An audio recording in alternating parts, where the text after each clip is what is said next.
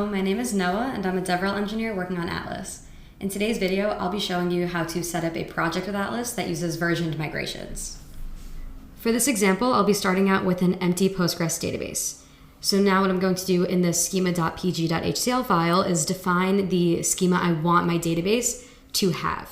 So it starts off with this public schema already in the file, because when I create my Postgres database, it's going to automatically create that public schema.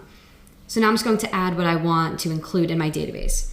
That's just going to be one table called employees. It's going to be within that public schema with an ID column and a name column, and the primary key is going to be that ID column. Now this is defined currently in the Atlas HCL format, but if you'd like to do it in SQL, you absolutely can. It would just be a file called schema.sql instead. Now that we've gone over our schema definition, let's go through the atlas.hcl file.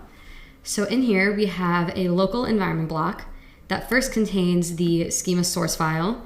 So that's just the schema.pg.hcl file containing our desired schema definition.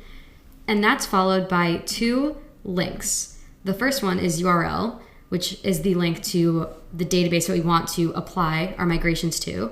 And the second is dev. Dev is a link to a dev database, and a dev database is a temporary local database that Atlas can use to plan and validate migrations. You can see here that I'm also including the search path property in my links since I'm only working in the public schema. If you'd like to have qualified statements in your migration files, or if you have multiple schemas, you can simply take this part out. Lastly, I have this format block, and that's just going to make the migration files look a little bit nicer and easier to read. So now that we have all of this configured, let's create our first migration file. So we will do that by running atlas migrate diff and then include our local environment using the n flag. And now here we have this migrations directory with a migration file in it.